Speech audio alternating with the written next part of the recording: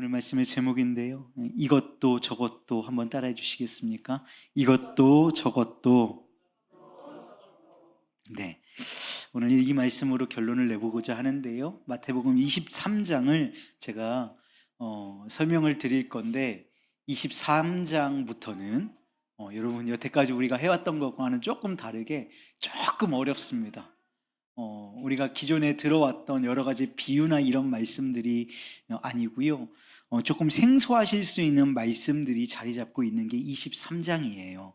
그래서 23장을 제가 정돈을 해드릴 건데 잘 따라오시기를 바랍니다. 따라오실 수 있으시겠죠? 네. 마태복음 23장은 총 4부분으로 나눌 수 있습니다. 첫 번째는 1절로 12절 말씀을 통해서 모세의 자리에 앉은 자들이라고 말씀하시는 바리새인들을 겨냥한 말씀이 나옵니다. 그러니까 마태복음 23장에 어떻게 보면 주인공은 바리새인들입니다. 바리새인들을 계속해서 지적하고 그들에게 분노하고 계시는 예수님의 모습이 23장 전체를 통해서 흐르고 있거든요.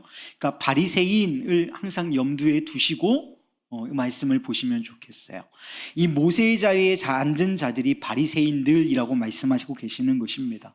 자, 오늘 2절 말씀에 이렇게 기록하고 있어요. 서시 아니에요. 서기관들과 바리새인들이 모세의 자리에 앉았다. 이 말은 그들이 너무나 교만하다 이 말입니다.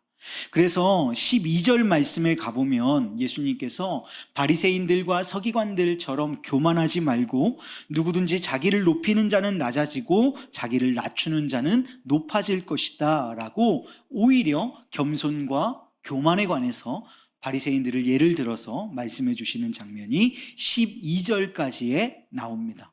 자, 그리고 나서 나오는 말씀이 13절로 33절까지의 긴 절을 통해서 예수님이 화를 내시는데요. 여러분들 예수님도 화 내십니다.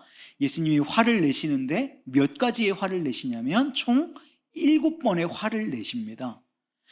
오늘 말씀이 어렵다고 말씀드린 이유가 이 7가지의 화를 하나하나 설명을 드려야 하기 때문입니다.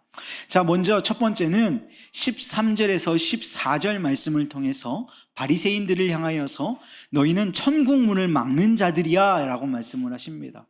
13절에 가보면 성경책 펼쳐 놓으셨죠? 13절로 제 말씀을 제가 쭉 이어갈 테니까 눈으로 따라오십시오. 13절에 가보면 너희는 천국 문에 너희도 들어가지 않고 바리새인 너희도 들어가지 않을 뿐더러 들어가려고 하는 자도 들어가지 못하게 하는 자들이다 라고 말씀하시면서 바리새인들에게 첫 번째 화를 내십니다. 두 번째는 너희는 악을 전염하는 자들이야 라고 화를 내세요. 15절 말씀에 너희보다 배나 더 지옥 자식이 되게 하는 자들, 너희도 악한데 너희보다 더 지옥 자식이 되게 하는 너희들은 참으로 악한 자들이다 라고 15절 말씀으로 두 번째 화를 내십니다. 자, 세 번째 화는 맹세에 관해서 잘못 가르치는 자들인데요, 16절에서 22절 말씀이에요.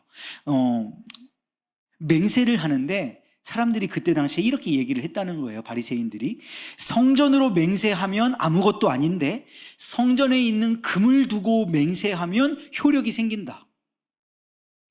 이 말이 좀 이해가 안 가시죠? 또 다른 예를 드는데요, 제단을 놓고 맹세를 하면 효력이 생기지 않는데 제단에 올려놓은 제물을 두고 맹세를 하면 효력이 생긴다. 맹세에 효력이 생긴다. 이렇게 말하는 거예요. 근데 예수님께서 반문하시는 거죠. 성전이 귀하냐? 성전의 금이 귀하냐? 또 물어보시는 거예요. 제단이 귀하냐? 제단에 올려진 제물이 귀하냐? 아마도 이렇게 말씀하시는 거예요. 말 같지도 않은 소리 하지 마라. 말장난 같은 소리 하지 마라. 성전도 귀하고 성전의 금도 귀하다. 이도 귀하고 저도 귀하다. 또 뭐라고 말씀하시냐면 제단도 귀하고 제단에 올려진 제물도 귀하다. 이 말씀하시는 겁니다. 우리가 그렇게 이 말씀을 딱 떼어가지고 가지고 오면요, 가인과 아벨의 제사를 가보면 알 수 있어요. 여러분, 하나님께서 가인과 아벨의 제사를 받으실 때 가인과 가인의 제물은 받지 않으시고 아벨과 아벨의 제물은 받으셨다고 말씀하시잖아요. 그러니까 이게 나뉘어질 수 없는 것이고 하나인 것이지요. 그것을 가지고 소모적인 싸움을 하고 있는 너희가 참 악하다, 이 말씀을 하고 계시는 것입니다. 자, 그리고 네 번째 화가 있는데요, 23절 24절 말씀에 더 중요한 것을 소홀하게 여기는 자들이다. 누구가요? 바리새인들이요. 바리새인들이 오늘 우리가 읽은 본문 말씀 23절 말씀처럼 너희가 11조 여러 가지 다 드린데 더 중요한 것 긍휼과 믿음을 너희는 버렸다. 너희는 참 악한 자다라고 네 번째 화를 내십니다. 자, 다섯 번째 화를 보시면요, 너희는 참 속이 더러운 자들이야, 이렇게 말씀을 하시거든요. 25절 말씀에 너희들 안에는 탐욕과 방탕으로 가증하게 되었다라고 말씀을 하십니다. 지금 예수님께서 분노의 분노를 겹겹이 지금 쌓아가고 있는 모습을 우리가 발견하고 있는 것이에요. 자, 여섯 번째 화는 안으로 외식과 불법이 가득한 자들이다 라고 말씀을 하십니다. 그러면서 여기에 우리가 잘 알고 있는 회칠한 무덤이라고 하는 말이 나옵니다. 무슨 말씀이에요? 바깥에는 화려하게 꾸미고 아름답고 단정하게 했을지는 모르나 그 무덤 안에는 뭐가 있어요? 시체가 있는 거죠. 뼈가 있는 거죠.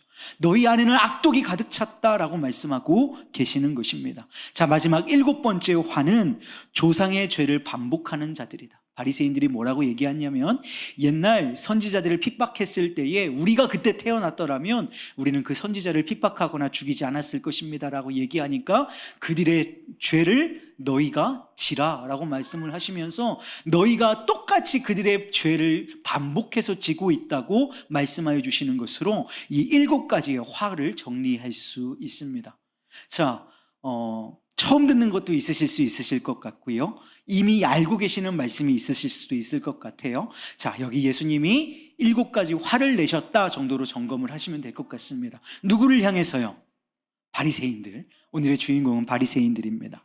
자, 그 뒤에 34절로 36절까지의 말씀을 통해서 이제 예수님의 십자가 고난 뒤에 제자들이 박해와 고난을 받을 것을 말씀하시고 또 예루살렘 이 도성이 어떻게 심판받을 것인가에 대해서 말씀하시는 것으로 마태복음 23장이 마무리가 됩니다. 자, 이렇게 정리하면 마태복음 23장이 조금 이렇게 머릿속에 조금 들어오시나요? 자, 그렇다면 오늘 말씀을 한번 진행해 나가 보도록 하겠습니다. 마태복음 23장을 보면서 예수님이 이렇게 화가 많으신 분이셨나, 막 속에 갖고 있었던 분노를 참다가 한꺼번에 이렇게 표출해 내시는 것처럼 같이 예수님의 분노가 계속해서 보이고 있어요. 1절에서 12절까지도 지금 예수님께서 분노하고 계시죠. 저 바리새인과 서기관들, 저놈들은 모세의 자리에 앉은 아주 교만한 놈들이야 로부터 시작해서 예수님의 일곱 가지의 화로 이어지는 마태복음 23장 말씀을 볼 때 우리 예수님이 이렇게 화가 많으셨나? 라고 하는 조금 예수님의 색다른 모습을 우리가 볼 수 있을 것 같아요. 여러분, 그런데 이 분노의 말씀을 듣고 있는 청중이 누구인지를 우리가 보는 게 중요한데요, 오늘 1절 말씀에 뭐라고 기록하냐면 이에 예수께서 무리와 제자들에게 말씀하여 이르시되, 이렇게 말씀하고 있습니다.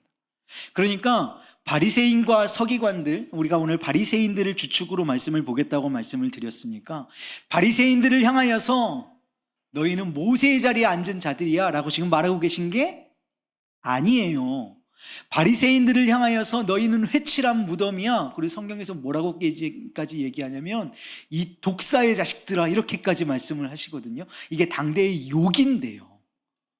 당대의 욕인데 이렇게 욕까지 하시는 말씀을 바리새인들에게 하신 말씀이 아니라 지금 이 말씀을 듣고 있는 건 예수님을 따르는 무리들과 예수님의 제자들에게 말씀하고 계신다라는 사실을 우리가 알아야 한다는 것입니다. 근데 사실 이런 예수님의 분노에 찬 목소리가 이 말씀을 듣고 있는 무리와 제자들에게는 조금 이해가 되지 않았을지도 모르겠습니다. 왜냐하면 당시 유대 사회에서 바리새인에 대한 평가는 우리가 생각하는 것만큼 박하지가 않았었기 때문입니다. 여러분, 우리는 이미 성경의 내용을 다 알고 있고 바리새인 하면 위선자, 때로는 탐욕, 그리고 권력을 탐하는 이런 눈먼 자 등 부정적인 이미지가 우리 가운데에 일단 먼저 떠오릅니다.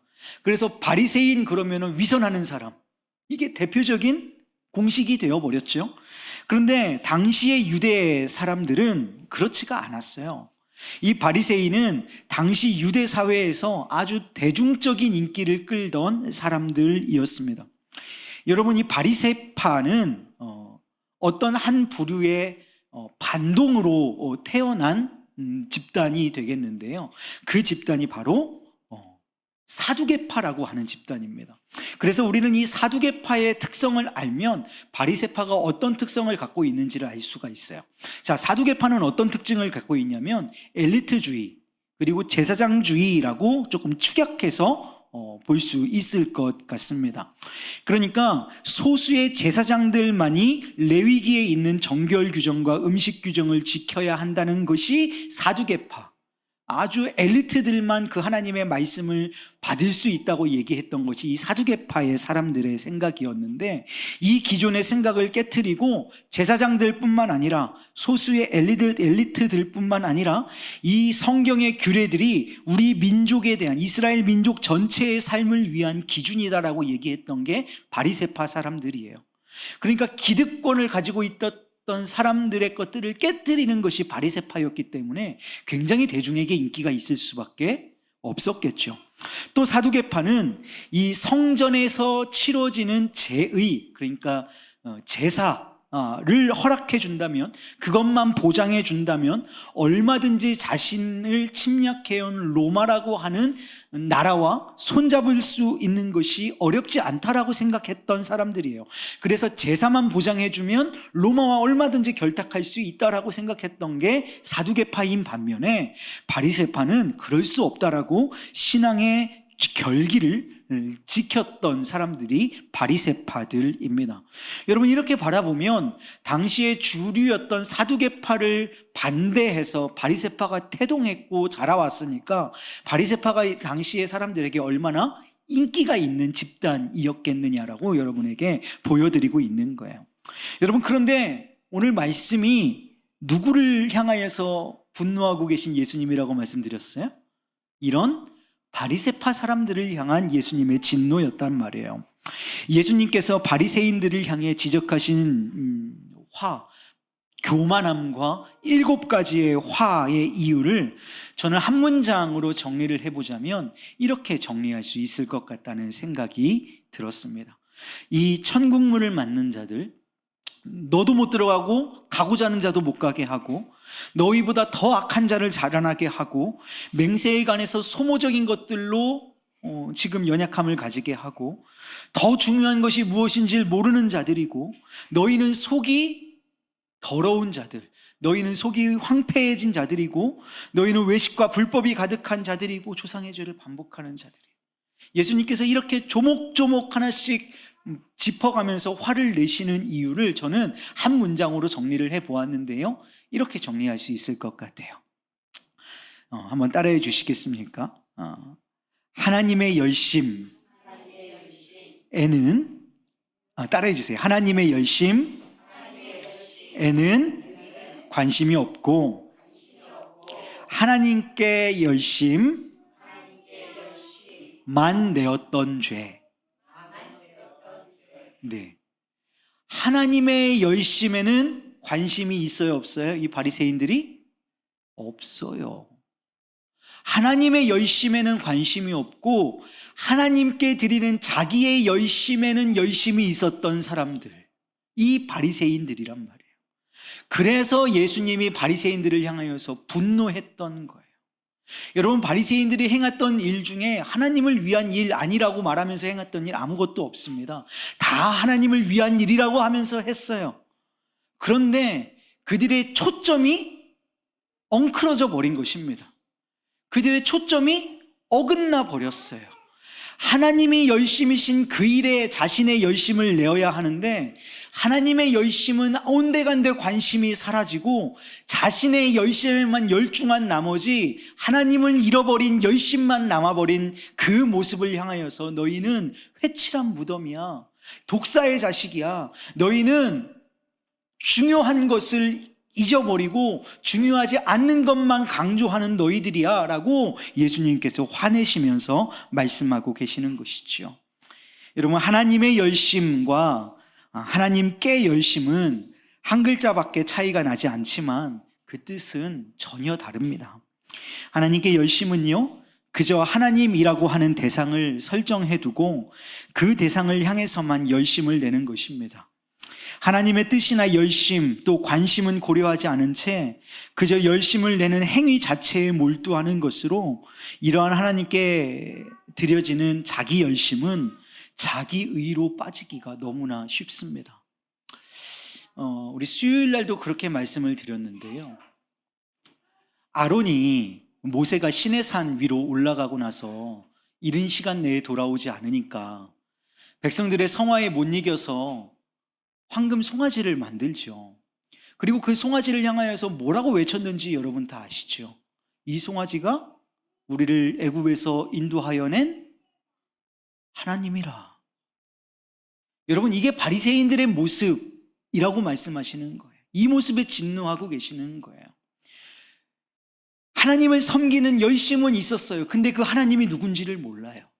그러니까 송아지 만들어 놓고 그 송아지를 하나님이라고 말할 수 있는, 이걸 담대함이라고 얘기해야 됩니까? 무식함이라고 얘기를 해야 됩니까?